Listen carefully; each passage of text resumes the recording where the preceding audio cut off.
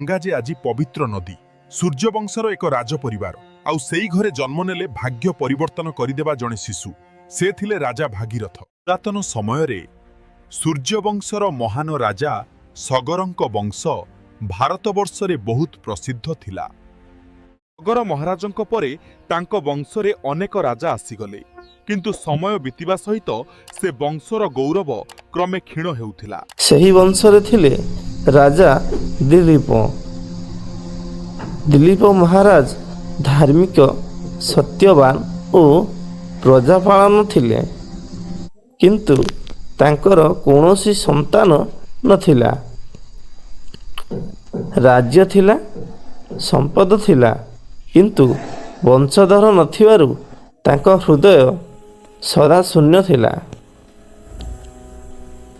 ଏକ ଦିନ ଦିଲ୍ଲୀପ ମହାରାଜ ତାଙ୍କ ପତ୍ନୀ ସହ ବାହାରି ପଡ଼ିଲେ ମୁନି ଋଷିଙ୍କ ନିକଟକୁ ଏବଂ ତାଙ୍କୁ ସମସ୍ତ ବିବରଣୀ କହିଲେ। ତାଙ୍କ ଦୁଃଖ ଶୁଣି ଋଷିମୁନିମାନେ କହିଲେ, ହେ ରାଜନ୍, ତୁମେ ଦୀର୍ଘ ସମୟ ଧରି ପୂର୍ବଜ ତର୍ପଣ ଓ ତପସ୍ୟାକୁ ଅବହେଳା କରିଛ।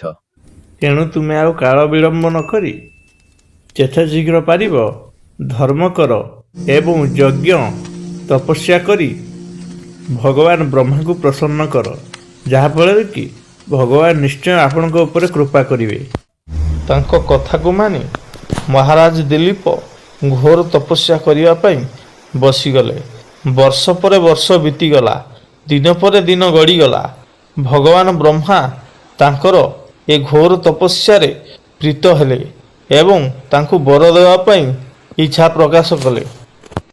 ରାଜା ଦିଲ୍ଲୀପ ବହୁ ବର୍ଷ ଧରି ତପସ୍ୟା କରିସାରିବା ପରେ ସେ ଚିନ୍ତା କଲେ ଯେ ଭଗବାନ ବ୍ରହ୍ମା ନିଶ୍ଚୟ ମୋ ଉପରେ ପ୍ରସନ୍ନ ହୋଇ ମୋତେ ବର ପ୍ରଦାନ କରିବେ ଏବଂ ଏହା ଭାବି ସେ ବିଶ୍ରାମ ନେବାକୁ ପଳାଇଗଲେ। ଏବଂ ସେହିଦିନ ରାତିରେ ବ୍ରହ୍ମଦେବ ଦିଲ୍ଲୀପଙ୍କ ସ୍ୱପ୍ନରେ ଆସି କହିଲେ, ହେ ଦିଲ୍ଲୀପ, ତୁମ ଘରେ ଏକ ମହାପୁରୁଷ ଜନ୍ମ ନେବେ, ଯିଏ ତୁମ ବଂଶକୁ ଗୌରବ ଓ ପୂର୍ବଜମାନଙ୍କୁ ମୋକ୍ଷ ପ୍ରଦାନ କରିବେ। କିଛି ସମୟ ପରେ ରାଣୀଙ୍କ ଗର୍ଭରୁ ଏକ ଦିବ୍ୟ ପୁତ୍ର ଜନ୍ମ ନେଲେ। ସେ ଥିଲେ ଭାଗ୍ୟରଥୀ। ଦେବତାମାନେ ଆନନ୍ଦ ଉତ୍ସାହରେ ଭାଗ୍ୟରଥୀଙ୍କ ଉପରେ ପୁଷ୍ପବୃଷ୍ଟି କଲେ। ରାଜା ଦିଲ୍ଲୀପଙ୍କ ରାଜ୍ୟବାସୀ ଆନନ୍ଦ ଉତ୍ସାହରେ ନାଚି ଉଠିଲେ। ତାଙ୍କର ସାରା ରାଜ୍ୟ ଖୁସି ଲହରୀରେ ଭାସି ଉଠିଲା। ଏହି ରାଜା ଦିଲ୍ଲୀପଙ୍କର ଏତେ ଦିନ ପରେ ତାଙ୍କ ବଂଶ ଉଦ୍ଧାର ହେବାର ଆଶଙ୍କା ଦେଖାଗଲା। ଖାଲି ରାଜା ଦିଲ୍ଲୀପଙ୍କ ରାଜ୍ୟବାସୀ ଖୁସି ହୁଅନ୍ତି, ବରଂ ତାଙ୍କର ଏହି ଦିବ୍ୟ ପୁତ୍ରର ଜନ୍ମ ଦେଖି ସାରା ଦେବତାମାନେ ମଧ୍ୟ ଖୁସି ହୋଇଯାଇଥିଲେ ଏବଂ ସମସ୍ତ ଦେବତାମାନଙ୍କର ନର୍ତ୍ତକୀମାନେ ନୃତ୍ୟ କରିବାକୁ ଲାଗିଲେ ଏବଂ ଦେବତାମାନେ ଆକାଶରୁ ଥାଇ ପୁଷ୍ପବୃଷ୍ଟି କରିବା ପାଇଁ ଲାଗି ପଡ଼ିଲେ। ଋଷିମୁନିମାନେ ଆଶୀର୍ବାଦ ଦେଲେ। ଋଷିମାନେ କହିଲେ, ଏହି ଶିଶୁ ଦୃଢ଼ ସଂକଳ୍ପୀ ହେବ।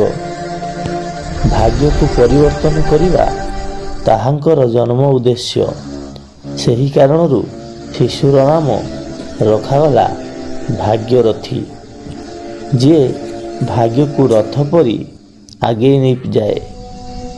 ଶିଶୁ ଭାଗ୍ୟରଥ ଶୈଶବ କାଳରୁ ଧୈର୍ଯ୍ୟ, ସତ୍ୟ ଓ ଭକ୍ତିର ପଥରେ ଅଗ୍ରସର ହେଲେ। ଭବିଷ୍ୟତରେ ସେ ଯେ ଗଙ୍ଗାକୁ ଭୂମିକୁ ଆଣିବେ, ସେଥିପାଇଁ ତାଙ୍କର ଜନ୍ମ ହୋଇଥିଲା। ଶିକ୍ଷା।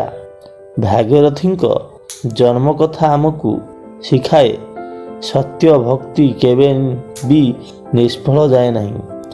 ଭଗବାନ ସମୟ ନେଇଥାନ୍ତି କିନ୍ତୁ ନ୍ୟାୟ କରନ୍ତି। ମହାନ କାର୍ଯ୍ୟ ପାଇଁ ମହାନ ଆତ୍ମା ଜନ୍ମ ନେଇଥାଏ।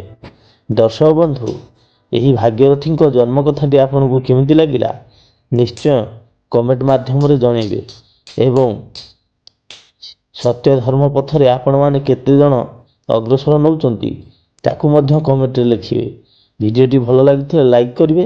ଏହିଭଳି ପୌରାଣିକ ରହସ୍ୟମୟ କଥା ବସ୍ତୁ ଜାଣିବା ପାଇଁ ଆମ ଚ୍ୟାନେଲଟିକୁ ସବସ୍କ୍ରାଇବ୍ କରି ରଖିବେ।